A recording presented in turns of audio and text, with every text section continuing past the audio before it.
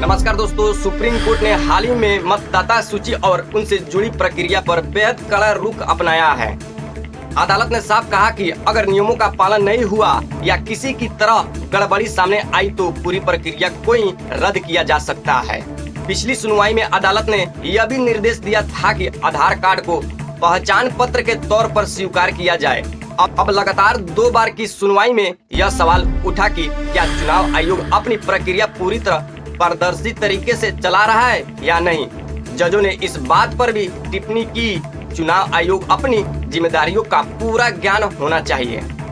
याचिकाकर्ताओं की ओर से दलील दी गई है कि मतदाता सूची में नाम जोड़ने या हटाने की जानकारी सभी नागरिकों के लिए आसानी से उपलब्ध होना चाहिए। वहीं दूसरी तरफ आयोग का कहना है कि सारी आपत्तियों पर सुनवाई की जा रही है और पूरी प्रक्रिया सुप्रीम कोर्ट की निगरानी में चल रही है।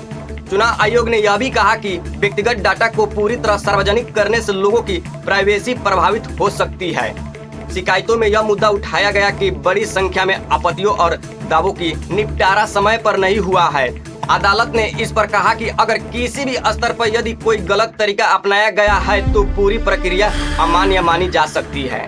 इस मसले पर अलग अलग पक्षकारों ने अपनी अपनी राय रखी। कुछ ने कहा कि आधार को नागरिकता या अंतिम पहचान का प्रमाण नहीं माना जा सकता है। चुनाव आयोग की तरफ से यह दलील दी गई कि आधार को अतिरिक्त दस्तावेज के तौर पर शामिल किया गया है और इसके लिए बैठक भी की गई थी। अब बड़ी बात यह है कि सुप्रीम कोर्ट की सख्त निगरानी में यह पूरी प्रक्रिया चल रही है। अदालत ने कहा कि किसी भी नागरिक को गैर कानूनी कदमों का खमियाजा नहीं भुगतना पड़ेगा। यानी अगर किसी का नाम मतदाता सूची से गलती से हटाया गया है या नियमों के विरोध बदलाव किया गया है तो उस पर अदालत की नजर है। इस पूरे मामले का असर केवल एक राज्य पर नहीं बल्कि पूरे देश पर पड़ेगा। जो भी फैसला आएगा वह देश भर की मतदाता सूची और उनसे जुड़ी प्रक्रिया पर लागू होगा। तो देखना दिलचस्प होगा कि आने वाली सुनवाई में अदालत किस निष्कर्ष पर पहुंचती है और चुनाव आयोग अपनी प्रक्रिया को किस तरह मजबूत करता है। फिलहाल इतना साफ है कि सुप्रीम कोर्ट इस बार किसी भी तरह की कठोर कदम उठाने के लिए तैयार है। दोस्तों, आप क्या सोचते हैं? क्या मतदाता सूची को पूरी तरह डिजिटल और सार्वजनिक किया जाना चाहिए या फिर प्राइवेसी की वजह से कुछ जानकारी सीमित रहनी चाहिए? अपनी राय जरूर बताइए। जय हिंद।